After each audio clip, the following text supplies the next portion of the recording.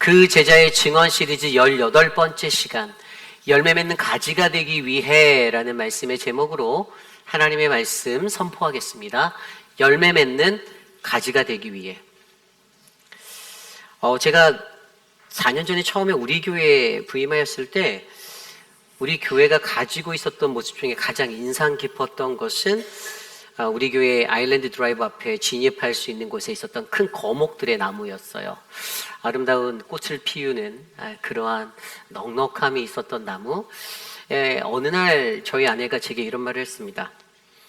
당신이 우리 교회 와서 제일 못한 것 중에 하나가 그 나무를 다 베어버린 것이다 라고 제게 말을 하며, 우리 아내가 처음에 왔을 때 그 앞에서 사진을 찍었던, 그 나무가 뒤로 쫙 보이는 걸 사진을 찍었던 것인데, 어느 날 저한테 그 사진을 들이밀더라고요. 봐라, 얼마나 예뻤나. 지금은 너무 황폐해지지 않았는가. 물론 저희 당회가 이제 교회 LED 간판을 설치하고 또 울타리를 설치하는 과정 가운데 거기에 세우는 어떤 구조물들이 망가질까봐 CD에서 이제 그것을 권고하여서 저희가 그것들을 다 자르고 했어요. 그리고 당회가 거기서 멈춘 것이 아니라, 사실 당회는 우리 관리위원장 되신 남세현 장로와 많은 분들이 논의하셔서 추후에 울타리가 완공되면 그 앞에 부시의 나무들을 심고 더 아름답게 더 좋은 미래를 향해 저희가 갖고 보겠다라는 그런 또 결정을 하여 이 일들을 진행하게 되었죠. 그럼에도 불구하고 정말 중요한 건 저희 교회에 그런 넉넉한 아름다움이 있었던 나무들이 있었던, 열매 맺는 꽃이 피는 나무들이 있었던 거, 또 날아다니는 새들이 찾아와 그곳에서 지저귀고 우짖는 그러한 아름다움의 향연이 있었던 그러한 것들이 사실 많은 분들의 기억 속에는 참으로 소중하고 귀한 추억이 아닌가 싶습니다. 저는 그리고 그러한 우리 교회가, 바로 이곳에 계신 여러분들이 그러한 넉넉함의 풍성한 나무들이 되기를 소망합니다. 우리가 아름다운 열매를 맺는 인생을 살고, 우리가 새들이 날아와 우리에게 좋은 친구가 되어 우리에게 기대어서 쉼을 얻고 노래를 할 수 있는 그런 아름다운 장소, 저는 바로 그러한 곳이 우리 회의빛 한인 장로교회가 될 줄 믿습니다. 여러분, 오늘 말씀 들여다보면 오늘 말씀 8절에요. 너희가 열매를 많이 맺으면 내 아버지가 영광을 받고 너희는 내 제자가 된다라고 말씀하셨어요. 여러분, 제자의 삶이란 바로 그런 겁니다. 제자가 어떤 사람이 제자인가? 교회를 단순히 오래 다녔다고 해서 제자가 아니라, 제자는 열매를 맺어야 합니다. 그리고 그 제자는요, 오늘 뒤에 나오는 말씀처럼 아주 좋은 친구가 되어야 돼요. 새들이 찾아와 지저길 수 있는 그러한 아름다운 쉼의 장소. 여러분, 저는 오늘 이 말씀을 통하여서, 우리 요한복음 15장에서 주시는 이 말씀을 통하여서 과연 오늘 우리들의 삶은, 과연 나라는 존재의, 나의 존재의 모습은 하나님의 거룩한 그리스도인이라는 나의 삶의 모습에는 열매가 있는가? 나는 정말 하나님의 사랑의 구원을 전할 수 있는 그런 좋은 친구인과에 관한 이야기들을 말씀을 통해서 깊이 있게 2가지 정도로 살펴보려 합니다. 오늘 이 시간 저와 여러분들에게 주시는 귀한 말씀 안에서 하나님의 크신 은혜가 넘치는 아름다운 예배 되시기를 간절히 축복합니다. 열매 맺는 가지가 되기 위해 오늘 우리에게 주시는 첫 번째 말씀은요, 우리는 극상품의 포도가 되기 위해 하나님의 말씀으로 가지치는 가지가 되어야 한다입니다. 우리는 극상품의 포도가 되기 위해 하나님의 말씀으로 가지치는 가지가 되셔야만 합니다. 오늘 말씀 1절은 이렇게 시작합니다. 나는 참 포도나무요 내 아버지는 농부라. 여러분, 요한복음의 저자였던 세례 요한이 썼던 기법 중에 굉장히 중요한 에고에임이라는, 헬라어 에고에임이라는 나는 뭐뭐뭐이다라는 이 용법이 오늘 말씀에서도 시작하며 강조되고 있어요. 예수님이 이미 14장에서 나는 내가 길이요 진리요 생명이니 라는 에고에임의 용법을 통해서 예수님 그분만이 우리에게 유일한 길이 되시고 진리 되시고 생명 되신다라는 사실을 강조해 주셨죠. 그리고 오늘 이 15장 1절에서 바로 15장의 말씀을 시작하며 예수님은 나는 참 포도나무다라고 이야기합니다. 이 이스라엘 사람들의 기후적인 생태계에서 잘 이해할 수 있는 올리브나무나 무화과나무 또는 이런 포도나무를 통하여서 이 지중해성의 열대성 나무들을 통해서 지중해성 기후들의 나무를 통해서 이스라엘에게 매우 익숙한 그 나무를 통해서 오늘 예수님이 전하고 있는 한 가지는 바로 나는 너희들에게 참 포도나무다라는 것을 강조해 주고 있어요. 우리가 여기서 기억해야 하는 한 가지는 저와 여러분도 우리의 인생 가운데 예수님이 누구인가라는 이 명제가 정확히 뿌리 내리고 계셔야 한다는 겁니다. 여러분 스스로에게 한번 질문해 보십시오. 여러분에게 예수님은 누구십니까? 꿀먹은 벙어리인가요? 예수님은 누구실까요? 나의 구원자. 한 번 더 해볼게요. 예수님은 누구십니까? 맞습니다. 아멘. 예수님은 우리의 구원자 되십니다. 오늘 요한이요, 예수님에 관한 이 에고에이미의 명제를 통해서 예수님은 우리에게 진리 되시고 생명 되시고 유일한 길 되신 나의 유일한 구원자 하나님이심을 강조하고 있어요. 그러면서 이 말씀을 통해서 그 뒤에 무엇을 설명하십니까? 나는 너희의 참 포도나무인데 이 참 포도나무를 우리 하나님, 내 아버지 되시는, 농부 되시는 하나님 아버지가 어떻게 경작하는지 그 경작 기법에 대해서, 경작법에 대해서 설명해 주고 있는 게 2절부터의 말씀이에요. 물은 내게 붙어있는 열매를 맺지 아니하는 가지는 아버지께서 그것을 제거해 버리시고 물을 열매를 맺는 가지는 더 열매를 맺게 하게 하려 그것을 깨끗하게 하시리라. 너희는 내가 일러준 말로 이미 깨끗하여졌느니라. 내 안에 거하라. 나도 너희 안에 거하리라. 가지가 포도나무에 붙어있지 아니하면 스스로 열매를 맺을 수 없음같이 너희도 내 안에 있지 아니하면 그러하리라. 아멘. 여러분 이것을 설명하면서 예수님께서 강조하고 계시는 부분들이 한 두 가지 정도로 보여요. 그것은 무엇인가? 오늘 첫 번째로 우리는 이 예수님께서 이것을 통해서 그의 경작 기법을 보시는데 첫 번째로 눈에 보이는 것이 바로 이 가지치기라는 거예요. 여러분 이 전지 작업이라고 하는 가지치기 어떤 건지 아십니까? 제가 어릴 적에 저희 아버지가 이제 교회에서 사찰 집사를 하셨다라고 다들 아시지만 저희 아버지가 잠깐 한 몇 년 동안 그 비닐하우스에서 화해업을 하신 적이 있어요. 어디서 하셨냐면 그 판교 IC 톨게이트 가기 직전에 보면 그 판교에서 국내동 방향으로 가다 보면 그 지금은 이제 은혜와 진리교회 바로 맞은편에 지금 큰 교회가 있거든요. 그 바로 맞은편에 하우스촌이 쫙 화해단지가 엄청 많았어요. 저희 아버지가 어느 날 거기를 매체를 이제 사갖고 비닐하우스를 사신 거예요. 왜 사셨을까요? 저희 갈 데가 없어서 거기에 방을 들이고 거기에 쪽방으로 들어갔어요. 비닐하우스 안에 방을 졌어요. 아버지가 직접 거의 한 2달 동안 1달 이상 막 이렇게 공사를 하셔서 거기에다 나무로 해서 방 2칸짜리를 만들고 세면대도 만들고 이쪽에 화장실도 만들고 그렇게 살았었어요. 그런데 그때 저희 아버지가 키웠던 것들 그 중에 한 가지가 벤자민, 우리가 알고 있는 고무나무라고 하는 벤자민 나무가 있었어요. 아버지가 사실 그 화해를 해서 그것을 어디다 파는 것은 보시지 못했어요. 이웃에게 나눠주거나 교회에다 갖다 놓거나 이런 것은 많이 봤는데 그것으로 팔아서 생계라는 것은 전혀 보지 못했는데 제가 아버지가 일을 하실 때 유심하게 봤던 것이 있어요. 전지 작업을 하시는데 이 가지치기를 하시는데 이 벤자민의 그 이파리가 삭어서 죽어서 마르게 되는 그 부위를 잘라내요. 그리고 또 나무에서 가지가 좀 긴 것들을 잘라내고 가지가 안에서 밖으로 뻗어야 되는데 바깥에서 안쪽 인사이드로 뻗어 들어오는 기형적인 것들도 잘라내는 작업들, 이런 전지 작업에 가지치기를 하는 것을 보았어요. 그러니까 어린 마음에 아버지께 물어보았습니다. 왜 이것을 이렇게 하냐고, 그냥 두면 알아서 또 물지고 하면 회복되지 않겠냐고 했는데 아니래요. 아버지께서 이 나무가 풍성하게 더 잎이 커지고 잘 자라려면 이것들을 해야 되는데 거기에 중요한 거 한 가지는 바로 이렇게 잘라낸 부위가 다시 회복되고 소생케 된다라는 것을 말씀해 주시더라고요. 그래서 여러분 오늘 예수님께서도 우리의 인생 가운데 나는 너희의 참 포도나무야. 그리고 나의 아버지는 농부야. 그런데 그분이 우리가 아름다운 열매 맺는 그리스도인이 되기 위해서 우리의 삶을 어떻게 하신다? 가지치기 하신다라고 설명하고 있는 거예요. 그렇다면 우리가 이러한 아름다운 가지치기 인생이 되기 위해서 필요한 두 가지가 있는데 첫 번째가 뭐냐? 첫 번째는 바로 그분에게 우리가 붙어 있어야 한다라는 거예요.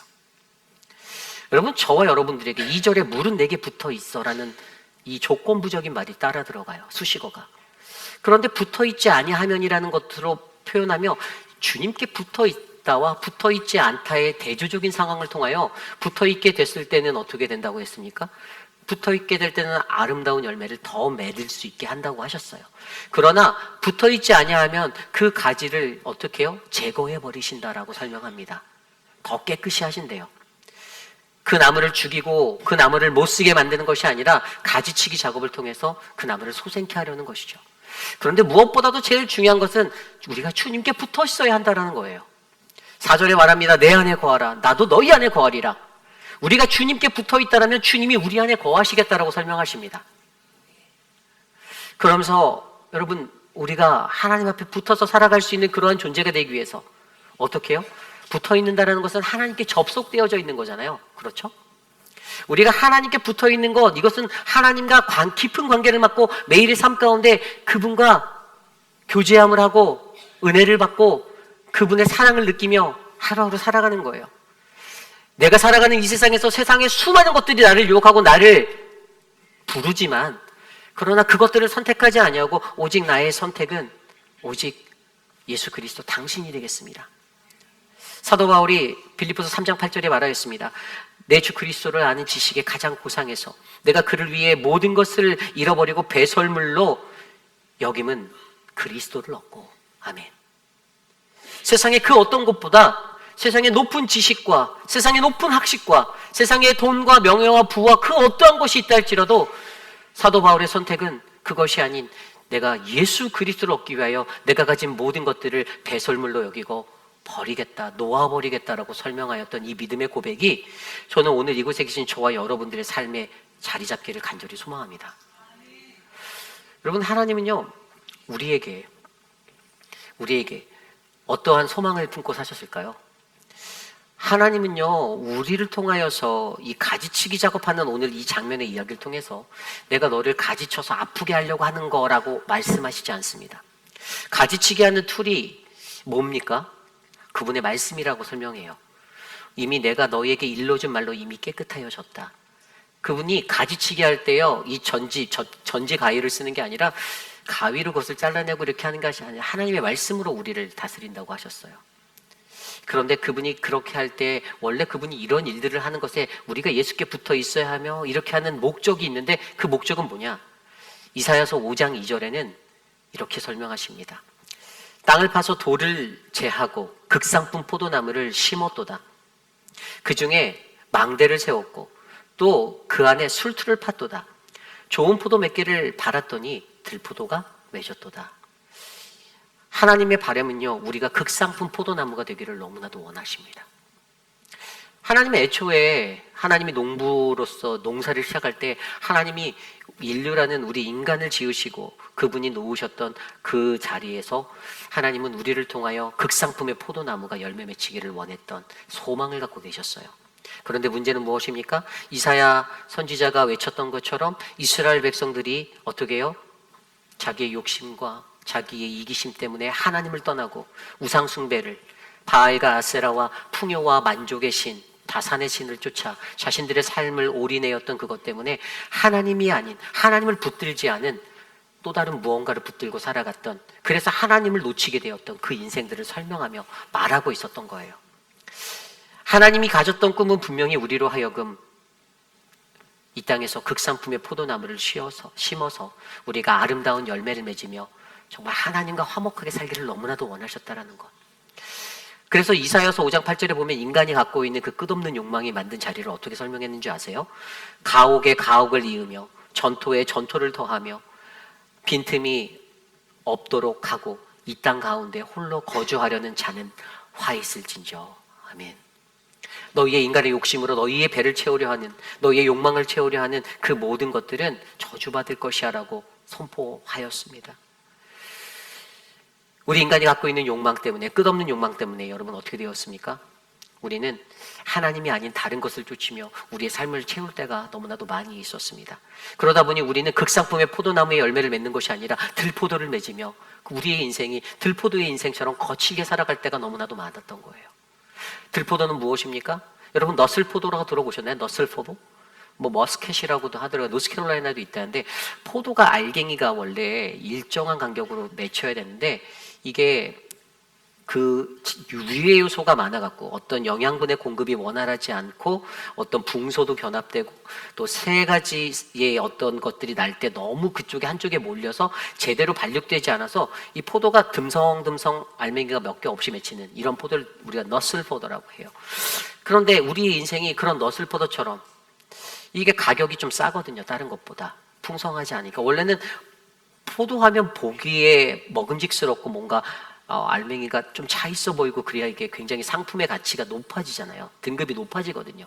가락시장에 가더라도 포도 박스에 이렇게 등급이 매겨져 있는데 이 좋은 퀄리티의 포도는 알이 굵고 아주 밸런스가 맞춰서 잘 맺혀진 포도가 가격이 높아요. 근데 이런 너슬 포도, 들포도와 같은 전혀 가격으로 그 비교할 수는 없지만 가격이 현저히 떨어지게 되는 상품의 가치가 없어지게 되는 포도가 어찌 보면 우리가 하나님께 붙어 있지 못하고 다른 곳에 우리의 욕망과 우리의 시선을 둘 때 우리 안에서 자리 잡아버리는 너슬 포도의 현상이 되어진다. 그러기에 여러분, 저와 여러분들이 항상 하나님께 꼭 붙어 있어서 알맹이가 먹음직스러운 그러한 가장 귀한, 가장 값진, 아름다운 최상품의 포도가 되시기를 간절히 축복합니다. 그리고 오늘 이 이야기에서 두 번째로 그렇다면 예수님께 꼭 붙어 있어야 하는데 우리가 이 극상품의 포도가 되기 위해서 첫 번째는 예수님께 붙어 있어야 하는데 그럼 두 번째 뭐냐? 붙은 다음에 우리는 하나님의 가지치기를 이 농례법을 겪어야 된다라는 거예요. 하나님이 우리를 가지치기 하시는데 무엇으로? 아까 말씀에는 분명히 3절에 내가 일러준 말로 이미 깨끗하여졌다. 하나님 말씀으로 우리를 가지치게 하신다라는 거예요.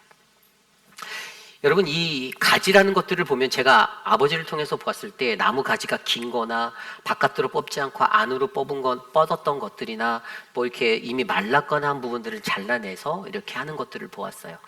나무를 가지치게 할 때 옆으로 퍼져나간 것들은 옆을 치면 위쪽으로 더 성장하게 되어 있고요. 위쪽을 다듬으면 옆쪽으로 또 풍성하게 채워지게 되어져 있는 게 이 원예법의 원리예요. 사실 원예 용법으로서 어떤 거는 이제 도장지, 또 세력지, 접첨지라고 하는 단어가 있어요. 전지 작업을 할 때 이 도장지는 이 나무가 너무 길어서 그걸 잘라내는 걸 도장지라고 하고요. 그리고 세력지라는 것은 어떤 세력이 너무 강해서 그 세력 때문에 다른 것들이 힘을 받지 못하기 때문에 그 세력지를 꺾어버리는 것을 얘기하고요. 그리고 이 겹첨지는 서로 겹쳐 있는 가지를 잘라냄으로써 밸런스를 맞추는 것들을 이야기하죠. 이렇게 다듬는 작업을 하는데 하나님이 우리가 하나님의 열매 맺는 가지가 되기 위해서 우리에게는 하나님의 말씀으로 그 일들을 하신다라는 거예요. 우리가 수도 없이 주님의 말씀을 대하며 나아갑니다. 매일의 삶 가운데 저와 여러분들은 하나님의 말씀을 매일 묵상하고 읽고 듣고 그러고 살아가요. 그런데 간혹가다 우리 교회가 아닌 저기 어디 해외에 어디 가보면 그런 교회 성도들은 이 내 안에 거슬리는 말이 들려오면 나를 공격했다라고 느끼는 그러한 사람들이 굉장히 많아요. 하나님의 말씀이 온전한 주님의 말씀의 가지치기의 도구로 이해가 되지 못하니 이 말씀이 나를 향해서 하나님이 나를 다듬기 위해서 나를 풍성한 극상품의 포도나무 가지로 만들기 위해서 주님이 재단하시고자 하는 그 아버지된 농부로서의 가지 작업으로 전지 작업으로 생각하지 못하니 이게 자꾸만 사람의 말로 들리고 사람에게 실적으로 다가온다라는 것이에요. 그러나 우리에게 중요한 것은 하나님은 분명히 뭐라고 말씀하십니까? 이 전지의 작업을 하는데 하나님은 말씀으로 농부 되신 하나님을 말씀으로 우리들에게 그것들을 가지치기 작업으로 하고 계신다라는 것을 오늘 말씀은 저와 여러분들에게 설명하여 주고 있는 것이죠. 여러분 그렇습니다. 저와 여러분들에게 우리가 예수에게 꼭 붙어 있다라면 그리고 우리가 하나님의 말씀 안에서 예배 가운데서 하나님이 내가 정말 극상품의 포도나무 가지가 되기 위해서 나에게 가슴 아프고 때로는 너무나도 힘들게 느껴지는 그러한 말씀으로 내게 말씀한다 할지라도 여러분 주님이 원하시는 한 가지는 저와 여러분 우리 모두가 극상품의 포도나무 되는 것을 원하심을 믿으시길 바랍니다. 그래서 그 말씀을 견디셔야 해요. 그 말씀을 받으셔야 해요. 가슴이 아프면 하나님 앞에 엎드려 기도하고 눈물을 흘리며 주님을 붙잡으셔야만 합니다. 주님을 찾으셔야만 해요. 주님 왜 나에게 이러한 음성을 하시는지, 주님 왜 내게 이 말씀을 더하여 주시는지 주님 내가 오늘은 알 수 없으나 주님이 우리에게 그러한 은혜를 베풀어 주신다라고 하는 거예요. 그때 주님이 우리에게 이렇게 물어보시겠죠. 오늘 저와 여러분들에게 물어보십니다. 누구누구야 너는 열매를 맺을 수 있는 그러한 나무가 될 수 있겠니? 라고 물어봅니다. 너는 그러한 가지이니? 열매 맺을 수 있는 가지이니? 주님이 저와 여러분에게 물어보시는 거예요. 오늘 분명히 그 말씀 속에서도 하나님은 우리에게 저와 여러분들이 그러한 열매 맺을 수 있는 극상품의 포도나무 되시기를 너무나도 원합니다. 회의빛 아닌 장로교회 모든 성도들이요, 여러분, 저는 이곳에서 하나님을 예배하며 하나님이 주시는 말씀 가운데 그 말씀을 경청하여 가장 아름다운 극상품의 포도나무를 열매 맺는 한 분 한 분이 되시기를 주님의 이름으로 축복합니다. 이것이 바로 오늘 말씀의 첫 번째, 우리는 극상품의 포도가 되기 위하여 하나님의 말씀으로 가지치는 가지가 되어야 합니다입니다. 오늘 마지막으로 두 번째, 열매 맺는 가지가 되기 위하여 우리는 하나님의 구원이 담긴 사랑의 친구가 되어야 합니다. 우리는 하나님의 구원이 담긴 사랑의 친구가 되셔야만 합니다. 여러분들 한번 생각해 보십시오. 여러분들은 옆에 계신 분들에게 좋은 친구 맞습니까? 왜 작아지나요? 왜 작아지는가? 무슨 노래도 아니고 왜 자꾸만 모기 소리로. 여러분들은 주변에 계신 분들에게 좋은 친구시죠? 아멘. 저는 여기 계신 한 분 한 분들이 정말 귀한 친구들이라고 느껴집니다. 파이널스 구역도 마찬가지고, 이렇게 많은 분들이 어떤 성도님들 교회 안 나오시면 전화도 하시고 찾아가기도 하시고 그들의 어려운 상황과 모든 것들을 함께 위로하고 함께 울고 웃는 좋은 분들이라고 믿어요. 그런데 분명히 열매 맺는 가지가 되기 위해서 그리스도인의 제자, 그 열매 맺으면 너희가, 열매를 많이 맺으면 너희가 내 제자가 된다고 하였으니, 그 하나님의 제자된 자들에게, 그리스도의 제자된 자들에게는 바로 이러한 친구됨이 필요하다는 거예요. 그런데 이게 어떠한 친구인가? 오늘 말씀 구절은 이렇게 설명합니다.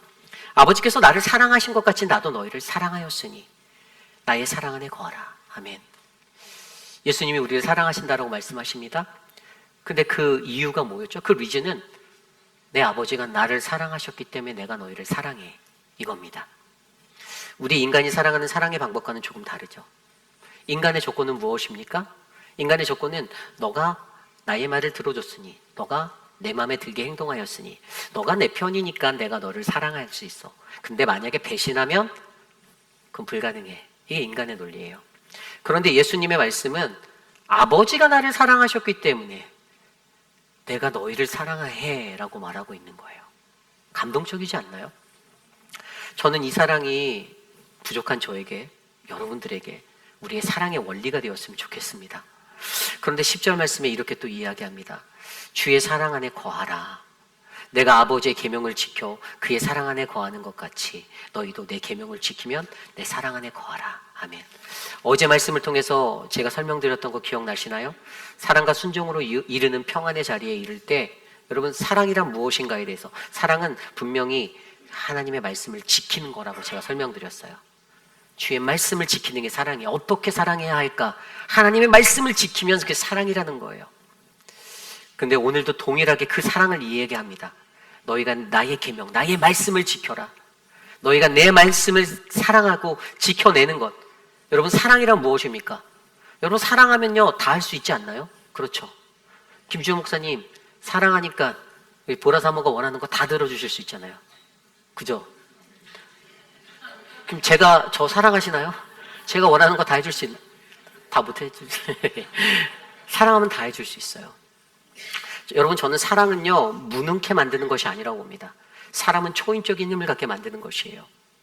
부모가 내 아이를 사랑하면요, 내 아이를 끌고 내리막길을 내려가다가 실수로 다른 사람과 대화하다가 이것을 놓쳐서 이게 찻길로 뛰어내려갈 때 달려오는 차 가운데서도 전력을 다해 뛰어가 그 유모차를 밀어내고 내가 대신 차에 칠 수 있는 그 용기의 초인적인 힘은 바로 사랑이라고 저는 믿습니다. 여러분, 사랑은 불가능이 없어요. 사랑은 우리를 무능한 자로 만들지 않아요. 하나님의 사랑이 우리를 무능케 만들지 않습니다. 하나님의 사랑을 통하여, 예수님을 통하여 보여주신 그 사랑으로 우리의 사랑은 더욱더 아름다워지고 위대해질 수 있는 사랑이 되는 것입니다. 그러면서 우리에게 말합니다. 그 뒤에 11절, 내가 이것을 너희에게 이름은 내 기쁨이 너희 안에 있어 너희 기쁨을 충만하게 하려 함이라. 아멘.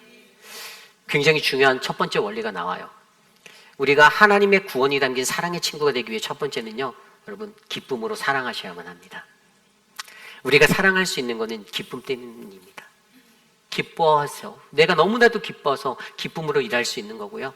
여러분, 교회 일을 하면서 어제 우리 남세한 장로님, 오재근 장로님 그냥 아침부터 떼약볕 아래 모든 나무를 가지치기 하셨어요. 뭐 쌓여있는 나무들 보셨나요? 저분들이 어제 오후 한 4, 5시까지 하셨거든요. 가지치기 작업을 하니 나무는 보기 너무 아름다워졌어요. 그런데 땀은 뻘뻘 흘리셨겠죠. 저 두 분께 물어보고 싶었어요. 왜 이런 짓을 하십니까? 그런데 저분들의 대답은 분명히 사랑하기 때문에라고 말할 거예요. 내가 주님을 사랑합니다. 내가 교회를 사랑합니다. 라고 고백하실 거예요. 사랑하기 때문에 우리가 기쁨으로 이 일을 감당할 수 있습니다. 여러분들이 왜 다음 주에 대청소를 토요일 날 하셔야 할까요? 사랑하기 때문에. 여러분이 사랑하는 회의빌 아닌 장로의 교회이기 때문에. 여러분, 우리가 모든 일을 다 감당할 때 우리가 정말로 기쁨으로 사랑으로 이 일들을 감당한다라면 여러분, 우리는 그 어떤 일을 하더라도 기쁨으로 감사함으로 나아갈 수가 있습니다. 여러분, 성경에 보면 예수님께서 우리에게 이러한 것들을 물어보실 수가 있어요. 십자가를 질 수 있니? 여러분, 우리가 잘 알고 있는 마태복음 16장 24절 말씀에 아무든지 나를 따라오려거든 자기를 부인하고 자기 십자가를 들고 나를 따르라 라고 말씀하셨습니다. 예수님이 물어보십니다. 너 나를 위해 십자가를 지고 나를 따를 수 있니? 너의 모든 것을 버리고? 그러나 우리가 기뻐하며 그 일들을 사랑으로, 기쁨으로 사랑한다면 여러분, 우리는 그 십자가를 짊어질 수가 있음을 믿으시기 바랍니다.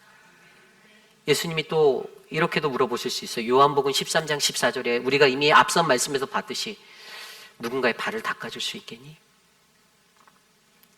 내가 주와 또는 선생이 되어 너희의 발을 씻었으니 너희도 서로의 발을 씻어주는 것이 마땅하다, 당연하다라고 말씀하셨던 그 말씀을 통하여 너희도 서로의 발을 씻어줄 수 있겠니? 여러분이 기쁨으로 사랑하면 저는 그 일들이 이루어질 거라고 믿습니다. 그렇기 때문에 여러분, 저는요, 저와 여러분들 안에 하나님의 구원이 담긴 이 사랑의 친구가 되기 위해서 여러분, 저희 안에 기쁨으로 사랑하는 마음이 많아지시기를 간절히 축복합니다. 그렇다면 두 번째로 기쁨으로 사랑하는 것 다음에 어떠한 일들이 일어나야 우리가 하나님의 구원이 담긴 사랑의 친구가 될 수 있는가? 두 번째는요, 여러분, 하나님의 구원이 담겨져 있는 친구가 되셔야만 합니다. 우리가 세상적인 친구가 아니라 하나님의 구원이 담긴 친구가 꼭 되셔야만 해요. 13절 말씀에 이렇게 이야기하죠. 13절에 사람이 친구를 위하여 자기 목숨을 버리면 이보다 더 큰 사랑이 없다. 세상에서 가장 큰 사랑에 관해서 가장 큰 사랑이 무슨 사랑인가? 누군가를 위해서 너의 목숨을 버리는 거라고 이야기해요. 누군가를 위해서 목숨을 버리는 거 정말로 어렵죠. 저보고도 누군가를 위해서 대신 죽으라면 저는 아마 야반도주 할 것입니다. 어려운 거라는 거예요. 쉽지 않아요. 진짜 어려울 것이에요. 누군가를 위해서 대신 죽어줄 수 있냐라고 물어본다면 여러분, 누구도 그 누구도 쉽게 내라고 말할 수 없어요. 그런데 여러분, 오늘 말씀에서도 예수님이요, 자기의 목숨을 버리는 더 큰 사랑, 우리가 그 사랑을 보았잖아요. 예수님의 십자가를 통하여서 예수님이 보여주셨던 사랑은 아무것도 값없는 저와 여러분들, 보잘것없는 우리를 위해서 그분은 십자가에서 자기 목숨을 과감히 버리셨습니다. 우리의 구원을 위해서. 목적이 무엇이었죠? 죄 가운데 빠져서 허우적거리는 우리들을 하나님의 구원으로 회복하기 위해서 주님은 우리에게 십자가를 지시고 그 십자가에 달리시어 물과 피를 쏟으신 자신의 생명을 내어주신 그 은혜의 대속자로 저와 여러분들을 구원하여 주셨습니다. 우리가 그 사랑을 이해한다면 진정한 친구는 어떠한 친구가 되어야 할까요? 진정한 친구는 나의 말을 잘 들어주는 친구, 내 밥값을 대신 내주는 친구, 나에게 돈을 잘 빌려주는 친구? 아닙니다.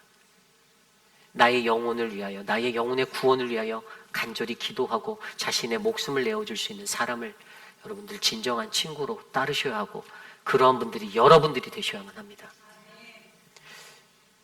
우리가 살아가는 인생이 그러한 인생이 되셔야만 해요. 세상에서 가장 어리석은 게 무엇입니까? 오늘 말씀에서도 보면 서로 사랑하라고 말씀하셨는데 사실 서로 사랑하기 너무 어려워요. 그죠? 왜냐하면 이 사람의 인간관계가 정말 아이러니하잖아요. 좋을 땐 좋았다 또 나쁠 땐 나빠요. 참 이게 매지가이도 아니고 너무나도 신기합니다. 예수님의 사랑 신기하고 놀라워 그러는데 이 인간관계의 사랑도 보면 신기하고 놀라워요. 그런데 여러분, 우리가 제대로 알아야 하는 것은 서로 사랑하라는 이것은요, 헬라어로 알렐론, 이것은 상호 윤리적인 관계를 말하는 거예요. 한방향적이 아닌 겁니다. 공동체란 무엇인가? 우리가 쓴 공동체라는 영어 단어 커뮤니티라는 단어에 앞에 있는 com, com이라는 단어는요, 이게 함께라는 단어예요. 이 뒤에 나오는 이 미니티라는 단어는 바로 선물이라는 단어예요. 함께 선물이 되어줄 수 있는 그 사랑의 관계, 그 안에 있는 공동체가 모임이 바로 커뮤니티, 공동체예요.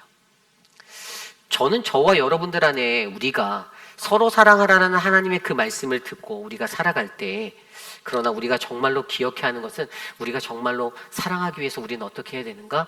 나는 진정한 그의 친구가 되어야 하는데, 그냥 세상적인 만족과 세상적인 기준으로서 그들을 만족시켜주는 그러한 인생이 아니라, 오늘 이 영혼이 죄 가운데서 건져내어지고 죄에 빠지지 않고 하나님의 구원을, 하나님의 은혜의 길을 아름답게 걸어갈 수 있는 그러한 그 영혼을 돌아볼 수 있는 아름다운 믿음의 사랑의 친구가 되시기를 간절히 소망합니다. 하나님의 구원이 담긴 그 사랑의 친구가 저는 우리 교회에 많아지는 역사가 일어날 거라 믿어요. 주님이 오늘 말씀하셨잖아요. 14절에 너희는 내가 명한 대로 행하면 곧 나의 친구라. 우리가 주님의 말씀대로 살아가면 주님이 우리의 친구가 되어주신대요. 그리고 이제부터 15절에 너희를 종이라 하지 않고 종은 주인이 하는 것을 알지 못하니라 너희를 친구라 한다라고 말했어요. 종과 친구의 관계가 뭐가 차이가 있습니까? 주인과 종은요, 여러분 파셜리예요. 그러니까 종에게 주인은요, 그이가 할 일만 딱 말합니다. 너 마당 쓸어. 그러니까 막 주인이 아침에 일어나서 내가 오늘 집을 다 단장할 건데 모든 플랜을 종에게 다 설명 안 합니다. 그냥 종이 할 말만 해요. 너는 마당 쓸고 너는 물 좀 뿌려라. 넌 화장실 청소해. 이게 주인이 종에게 명령하는 상하의 관계예요. 근데 친구 관계는 뭡니까? 이 친구 관계는요, 그 아내에게 말 못하는 것도 친구에겐 얘기할 수 있어요. 그렇지 않습니까? 좋은 친구에게 얘기할 수 있어요. 마음을 터놓고 모든 것들을 얘기할 수 있어요. 전체적인 전체의 밑그림을 볼 수 있는 나의 상황과 나의 모든 것들을 이해하게 만들 수가 있어요. 근데 예수님이 그걸 설명하잖아요. 친구가 우리를 친구로 만들어주겠다는데 그 목적이 있어요. 그게 뭐냐? 바로 아까 나왔던 말씀의 15절 후반부에 내가 내 아버지께 들은 것을 다 너희에게 알게 하였습니다. 주님께 받은 게 뭐예요? 하나님의 구원이에요. 영혼 구원이에요. 내가 너희를 구하겠다라는 그 하나님의 그레이트 커미션이에요. 땅끝까지 이르러서 온 인류를, 모든 만물을 하나님 나라의 그 기쁨으로 채우고 너희를 구원케 하겠다라는 그 구원의 놀라운 소식을, 그 복음을 예수님이 친구가 된 너에게 알게 하고 싶다라는 거예요. 그래서 내가 너의 친구가 되어줄게. 그래서 예수님의 그 갈망 속에는 우리를 향한 구원이 담긴 사랑의 친구가 되기 위한 몸부림이 담겨져 있었던 거예요. 오늘 이곳에 계신 저와 여러분들도 그러한 친구가 되셔야만 합니다. 여러분들이 우리 교우들 간의 관계 속에서 모든 이들 한 사람 한 사람과의 관계 속에서 여러분들이 만드는 관계는 그 영혼을 하나님의 구원의 방주에 태울 수 있는 구원 얻은 백성으로서의 그 간절함이 담겨있는 몸부림의 그 사랑의 친구가 되셔야만 해요. 여러분, 성경을 들여다보면 가장 아름다운 친구의 이상향이 누구였죠? 다윗과 요나단. 그렇죠? 요나단이 다윗을 사랑했어요. 성경에는 분명히 이렇게 기록합니다. 사무엘상 18장 1절에 요나단의 마음이 다윗의 마음과 하나가 되어 요나단이 그를 자기 생명같이 사랑하니. 여러분, 진짜 친구의 사랑, 그 영혼을 위한 사랑은 바로 이거예요. 마음이 하나 되는 거예요. 우리가 무슨 일을 할 때 그 일을 주최하는 주최 측이 항상 욕을 많이 먹죠? 왜 그렇습니까? 받는 사람들 입장이 내 생각과 다르거든요. 예를 들어서 생각해 보세요. 우리가 펜스 치자고 했을 때, 제가 강단에서 그것들을 선포했을 때 분명히 혹자 어떤 분들은 이런 생각했을 거예요. 교회에 무슨 펜스야? 저런 나쁜 어린 놈의 목사 같으니라고 이렇게 하시는 분이 우리 교회는 안 계셨겠죠. 그냥 예예요, 예. 이럴 수도 있다 해서. 그러면 그분들 입장에서는 제 마음을 한번 이해해 보셨을까요? 왜 저 어린 목사가 펜스를 외치자고 했을까?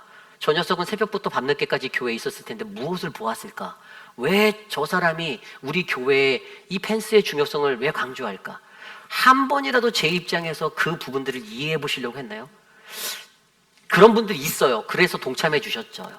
그런데 반대하셨던 분들의 어떤 이게 예라고요. 반대하신 분이 있었다면 그런 분은 분명히 왜 필요한데, 교회인데, 교회는 만민의 집이고 모든 이들의 구원의 방주인데 왜 여기를 문으로 걸어 잠 거라고 생각하는 자기의 고정관념을 깨트리지 못하고, 이 삶에 놓여져 있는 일상 속에서 교회에서 일어나는 수많은 어려운 문제들을 헤아리지 못하고, 왜냐하면 주일에만 잠깐 발 담고 가기 때문에 평일날 밤늦게 일어나는 모든 일들을 알 수 없기 때문에. 여러분, 이거예요. 여러분들이 저에게 하나님의 구원에 담긴 그런 사랑의 친구가 되기 위해선 여러분, 상대방의 입장에서 그의 마음에 합하는 것으로 우리의 마음을 맞추셔야만 하는 거예요. 이게 공동체에게 필요한 원리입니다. 18장 3절에도 요나단이 다윗을 자기 생명같이 사랑하여 더불어 언약을 맺었으니, 뭐라고요? 언약을 맺었대요. 사랑하기 때문에. 결국에 영혼이 연결되어 있는 마음과 마음이 닿는 사랑, 거기에 더하여서 그러한 사랑은 어떤 것을 일으킵니까?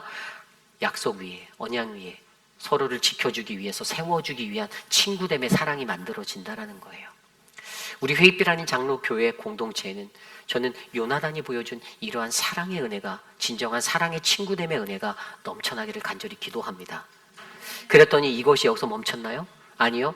이게 사무엘상 18장의 얘기인데 사무엘상 31장에 가면은 이제 갈보아 전투에서 그가 죽어요. 요나단이 죽어요.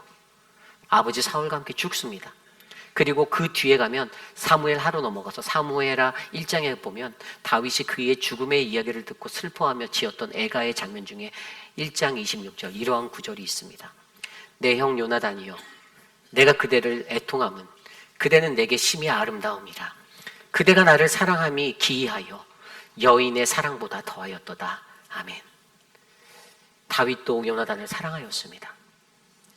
진정한 우정과 진정한 사랑은 감정이 아닙니다. 그것은 바로 영혼과 영혼이, 마음과 마음이 맞닿아서 그 안에 언약으로 맺혀지는, 서로를 지켜내는 구원을 향한 몸부림의 사랑이 진정한 사랑입니다. 저는 믿음의 그리스도인인 저와 여러분들에게 하나님의 구원에 담긴 사랑의 친구가 많아지기를 간절히 부탁드립니다. 이곳에 계신 여러분들이 그러한 친구가 되어주시기를 부탁드립니다. 그 영혼의 구원을 위하여. 이대로 가면 이 영혼은 지옥으로 갈 수밖에 없는데, 이 영혼은 구원의 방주에 탈 수가 없는데라는 그 조급하고 시급한 마음을 발을 동동거리며 우리가 서로를 돌아보며 함께 아름다운 사랑을 나누어 아름다운 열매 맺는 정말 풍성한 나무 가지가 되기를 간절히 축복합니다. 이것이 바로 오늘 말씀의 마지막 열매 맺는 가지가 되기 위해 우리는 하나님의 구원이 담긴 사랑의 친구가 되어야 합니다. 입니다. 이제 말씀을 정리하고자 합니다. 오늘 말씀을 통하여서 제가 앞서서 인트로에서 설명드렸던 우리 교회에 처음에 왔을 때 펼쳐져 있었던 아름드리 그 나무들, 이미 제가 다 베어버린, 제가 벤 건 아니죠. 사라져버린 그 나무. 그러나 여러분, 저는요, 지금도 우리 교회는 아름다운, 하나님이 심어놓으신 극상품의 아름다운 포도나무가 될 거라고 믿습니다. 이 나무에 여러분, 저와 여러분들의 그 하나님의 말씀으로 예배 가운데서 이 성전 안에서 이루는 예배를 통하여 하나님의 말씀으로 나의 삶을 점검해보고 가지가 쳐지고 예수님께 꼭 붙어 있어서 주님과 깊어가는 그 사랑의 은혜 가운데 모두가 성령 충만하여 하나님을 노래하는 아름다운 예배의 향연이 끝없이 펼쳐지기를 간절히 기도합니다.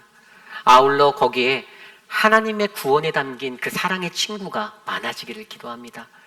아름다운 나무의 그 위에 새들이 날아와 찾아와 노래하듯이 여러분, 우리가 한 영혼 한 영혼을 바라보는 마음으로 오늘 우리가 저 새신자로 찾아온 샤이벌과 같이 아무런 우리의 인간적인 욕심 없이 매주 금요일마다 스카이버로드에 나가서 주님을 찬양할 때 여러분, 지나가는 누군가가 그걸 듣고 이 교회를 자발적으로 찾아왔던 것처럼 여러분, 우리가 하는 것이 아니라 하나님은 그 사랑의 마음을 가지고 복음의 열정을 가지고 그 영혼의 구원을 위해서 달려나가던 자들을 하나님은 더 많이 사랑하시고 부흥케 하신다는 것들을 믿으시기를 바랍니다.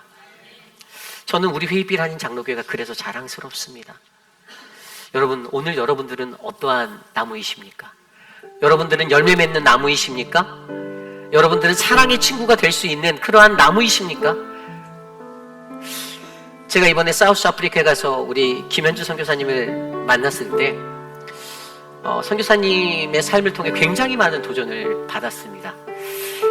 근데 선교사님이 저희에게 이런 말씀하셨어요.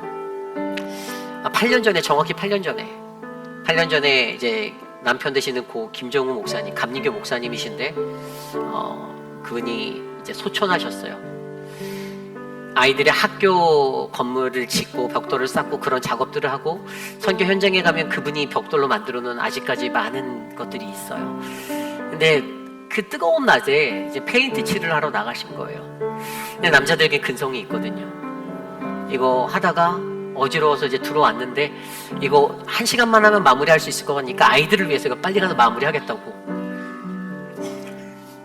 그렇게 나가셨는데 이제 돌아오지 못하셨어요.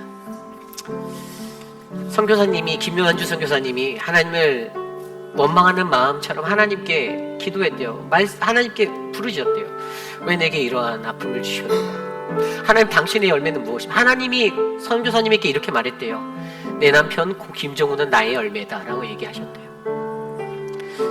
그리고 그 김정우의 열매는 바로 너다라고 얘기하셨대요. 그래서 그분이 그 땅을 떠나지 않고 과부의 몸으로 2딸을 키워가며 그 사역을 이뤄서 지금 그곳에는 그 빈민가에 있는 수많은, 이미 나라가 포기해버린, 기득권의 세력이 포기해버려서 그 누구도 관심 두지 않는 그 이민자들, 난민으로 들어온 수많은 그 아이들의 그 터전에 복음을 전하고 학교를 세우고 고등학교를 아름답게 짓고, 남편 때 있지 않았던 그런 놀라운 역사가, 엘리멘트 스쿨이, 초등학교가 지어지고 중학교가 지어지고 유치원이 지어지는 그 놀라운 역사의 부흥으로 거의 200명의 아이들이 거기서 수업을 듣고 있어요. 여러분, 그래서 저는 그것을 느꼈어요. 선교사님의 열매가 바로 이 땅에 있네요. 여러분, 오늘 주님도 우리에게 물어보십니다. 오늘 너의 인생에 너의 열매는 무엇이니? 여러분들의 열매는 무엇입니까? 여러분의 자녀? 여러분들이 쌓아놓은 어떤 부의 자리? 과연 우리는 어떠한 열매를 맺으며 이 땅에서 살아가야 하겠습니까? 우리는 과연 어떠한 나무가 되어, 어떠한 친구가 되어 세상 가운데 길 잃고 방황하는 수많은 영혼들이 그곳에서 주님을 만나고 주님을 알고 주님을 구원자로 부르짖는 예배자로 만들 수 있겠습니까? 그것에 대한 고민은 여러분들이 저 문 밖을 나가 세상에 사시는 동안에 이번 한 주 동안 곰곰이 묵상해 보시길 원합니다. 나는 어떠한 열매 맺는 가지가 되어야 하는가? 나는 과연 어떤 나무가 되어 이 땅 가운데 서야 하는가? 저는 사랑하는 우리 회의필 한인 장로교회가 하나님이 오래전부터 심어놓은 극상품의 포도나무가 되어 이 땅에 아름다운 열매를 맺고 주의 복음을 전하고 모든 영혼이 주께 돌아오는 아름다운 최고의 열매 맺는 가지가 될 것을 믿어 의심치 않습니다. 그렇게 되기를 소망합니다. 그러한 마음으로 모두 자리에서 일어나서 이 시간 찬양할 때 우리 나의 안에 거하라 함께 이 찬양 드리며 나아가겠습니다. 나의 안에 거하라 나는 내 하나님이니 모든 환난 가운데 너를 지키는 자라 두려워하지 말라 내가 널 도와주리니 놀라지 말라 내 손잡아. 우리 다시 한번 찬양할까요? 나의 안에 거하라 나의 안에 거하라 나는 내 하나님이니 모든 환난 가운데 너를 지키는 자라 두려워하지 말라 내가 널 도와주리니 놀라지 말라 내 손잡아 주리라 내가 너를 지명하여 불렀나니 너는 내 것이라 내 것이라 너의 하나님이라 내가 너를 보배롭고 존귀하게 여기노라 나를 사랑하는 내 영 나의 안에 거하라 다시 한번 고백합시다 나의 안에 거하라 나는 내 하나님이니 모든 환난 가운데 너를 지키는 자라 두려워하지 말라 내가 널 도와주리니 놀라지 말라 내 손 잡아주리 내가 너를 지명하여 내가 너를 지명하여 불렀나니 너는 내 것이라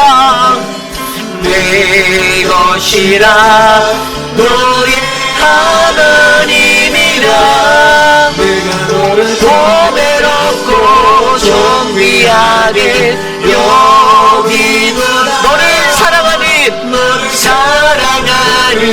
내 영 내가 너를 지명하여 불렀나니 내가 너를 지명하여 불렀나니 너는 내 것이라 내 것이라 너의 하나님이라 너를 보배롭고 존귀하게 여기노라 너를 사랑하는 우리 마지막으로 고백할까요?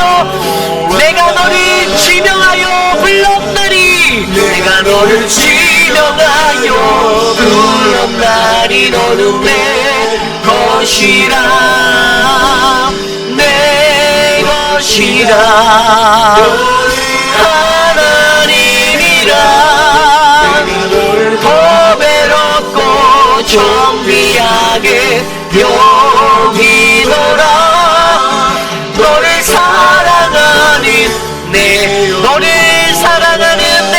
여호와라 너를 사랑하는 내 여호와라 너를 사랑하는 내 여호와라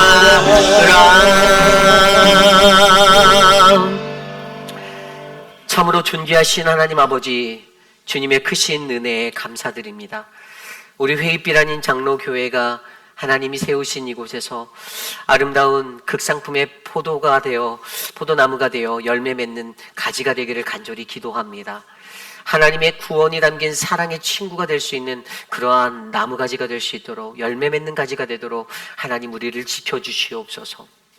사랑의 하나님, 이미의 성도님, 하나님 골반의 수술을 마치고 리앱에서 회복 중에 있는데 하나님 그 삶을 만져주시고 온전케 회복되어 주의 거룩한 존전에 나와 함께 예배할 수 있는 은혜자가 되도록 붙들어 주시옵소서. 사랑하는 우리 김영순 장로님, 우리 김성훈 목사님과 우리 박희자 사모님을 만나기 위하여 그 땅으로 지나가는데 하나님 그 걸음걸음을 지켜주시고 안전하게 다녀올 수 있는 은혜를 베풀어 주시며 하나님의 사랑으로 만져주시고 우리 사랑하는 우리 3대 목사님이셨던 김성훈 목사님 가정의 건강과 회복과 은혜가 충만하도록 돌보아 주시옵소서. 하나님 우리 김요한, 김혜경 집사님 세네갈 선교 중에 있는데 돌아오는 날까지 건강하게 하여 주시고 안전케 하여 주시며 더욱더 견고한 믿음으로 돌아와 하나님의 존전을 아름답게 섬기도록 역사하옵소서. 사랑하는 송혜나 집사님 한국 땅으로 떠났지만 그곳에서의 신앙생활 흔들리지 않게 하시고 하나님 더욱더 멋진 신앙인으로 그 땅에서 거닐게 하여 주시고 다시 만날 때 기쁨과 은혜로 만나게 하여 주시옵소서. 사랑하는 황인철, 이미은 집사님 가정 이번 주에 사랑하는 세 자녀를 데리고 우리 교화 교인이 규현이를 데리고 한국의 일정을 떠나는데 모든 일정을 지켜주시고 건강을 주시고 아름다운 교제와 믿음의 시간으로 잘 보내고 돌아올 수 있도록 복을 내려 주시옵소서. 지금은 우리 구주 예수 그리스도의 무한하신 은혜와 그 크신 하나님의 사랑하심과 성령 하나님의 감화감동 교통하심의 역사가 오늘 우리가 거니는 이 땅에서 하나님 우리는 아름다운 열매 맺는 아름다운 가지의 나무가 되기를 원합니다. 하나님의 그 은혜를 힘입어 예수 그리스도에게 꼭 붙어 그 참 포도나무에 꼭 붙어 아름다운 극상품의 포도를 맺을 수 있는 거룩한 나무로 우리를 일으켜 주시옵소서라고 간구하는 사랑하는 모든 회의빛 아닌 장로교의 성도님들, 오늘 이곳에 나와 진실한 마음으로 전심을 다해 주님을 예배드린 아름다운 믿음의 권속들 머리머리 위에 저들의 자녀와 가정과 삶의 터전 위에 지금으로부터 영원토록 함께 하시기를 간절히 축원하옵나이다. 아멘.